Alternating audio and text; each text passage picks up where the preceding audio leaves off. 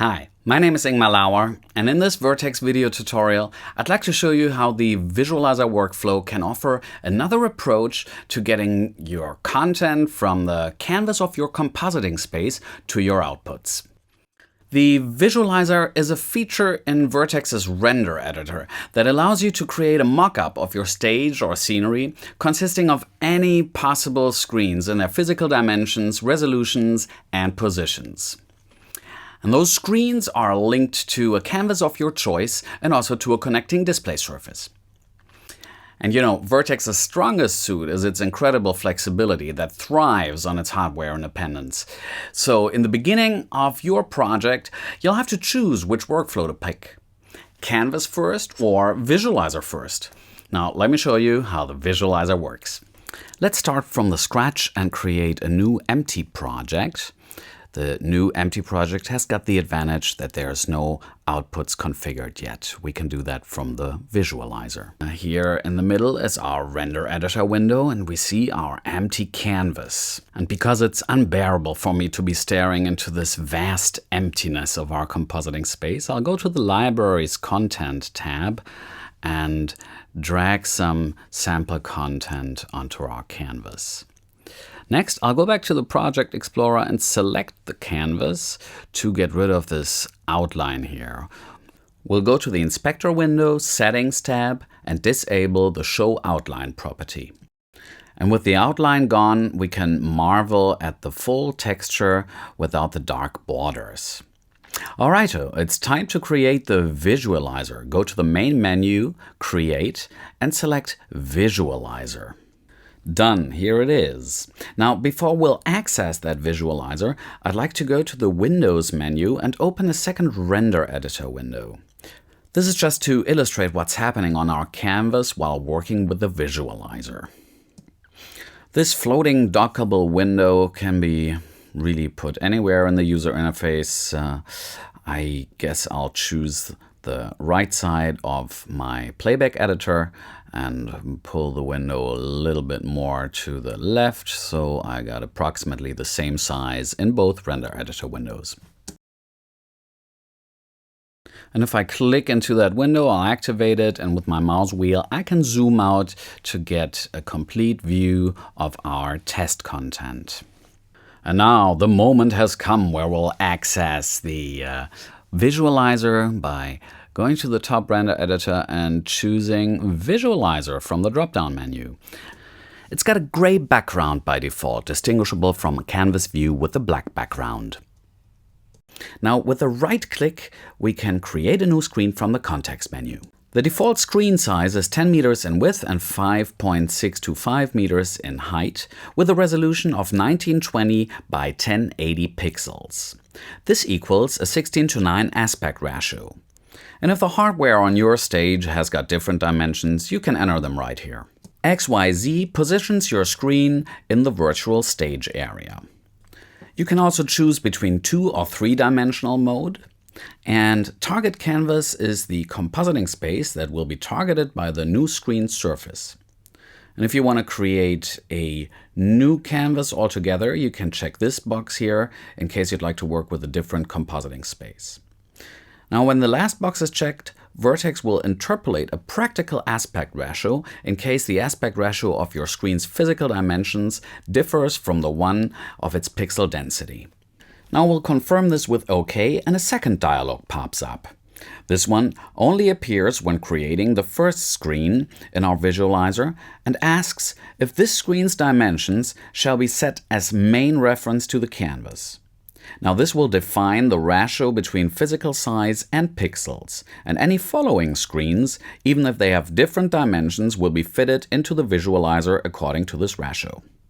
Success! And while we've created our first screen, Vertex has also, under the hood, added a surface that captures textures from our compositing space and sends them to our screen and eventually any output.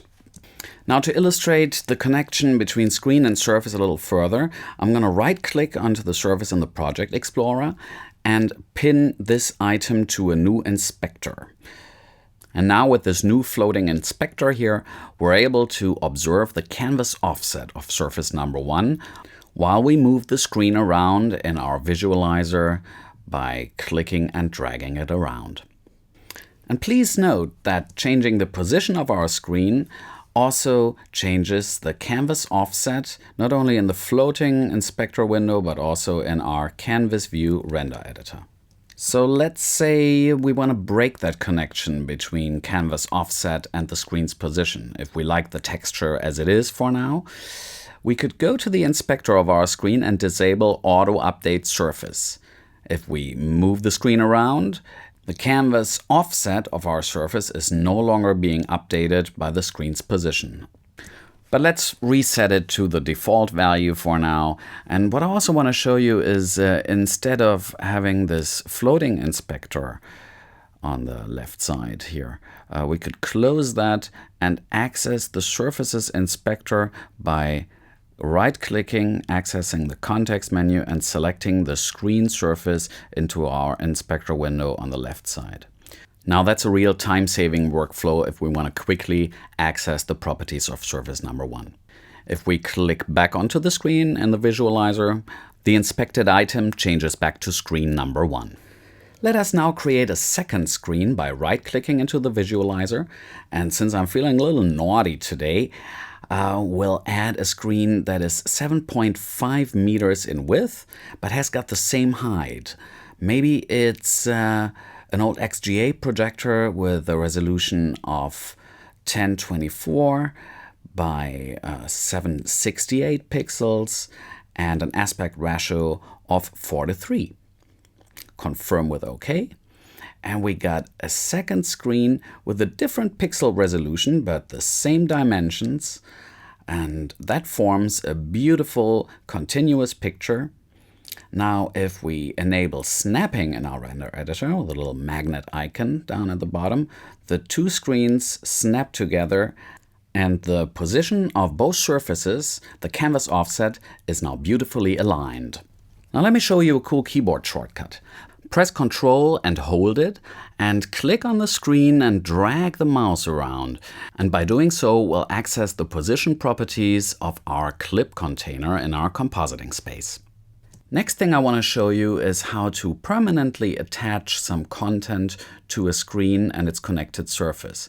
I go to the library and drag some content directly onto my screen number 1. I'll disable snapping, move the screen around, and you will see that the VisualizerTutorial logo now stays with the position of the screen and the surface. This might come in handy if we want to permanently attach a watermark to a fixture. Let's repeat it with screen number 2 and choose the Vertex logo. And if we click on the screen and drag it around, you'll notice that also this content is now successfully locked to the screen's position and surface number 2. Now let me show you the property that is responsible for that. I control-click onto the VisualizerTutorial texture. Now it's been selected in the inspector, and if I go to the Settings tab, at the very bottom there's the Screen Target property that shows us that screen number 1 is the target that is now locked to this clip container. Next, I would like to change the position of that content within the screen. I'll go to the Inspector's Main tab, to the Transform properties. And down here, anything is possible, from positioning on the X and Y axis to rotation and scaling. If we now go back to the visualizer and move the screen around, this clip container's new position remains locked to the screen and surface. And of course, all the navigation tools you might be familiar with from the render editor's canvas view can also be applied in the visualizer. Scroll with your mouse wheel to zoom in and out, click the wheel and drag your mouse to move up and down, left or right. And if you do the same gesture while keeping the Alt key pressed, you can change the camera angle of your visualizer. Now, with all these nifty tools, you can really arrange your whole show using the visualizer workflow. Let's rotate the screens a little in this simulation of our scenery. We'll select the screen and use its transform properties in the inspector. I'll do that with the second screen as well. Rotate it a little to the right. Et voila! And the best part is, any number of visualizers is possible in Vertex. We're not limited to just one. Now to wrap things up, we can assign an output to our screen. We find our systems in the tree view of our Project Explorer. There's output number 1. And screen number 1 was linked to surface number 1. So we'll drag the tile from the Project Explorer and drop it onto output number 1. Those are successfully linked. And if we go to the systems view in our render editor, we'll see the texture that is being sent to our output. Well, that's it, folks. I hope you'll find Vertex's visualizer workflow useful in your own projects. And if you have any comments or questions, drop us a line either in the comments section below or mail to support@ioversal.com. Thanks for watching. Bye.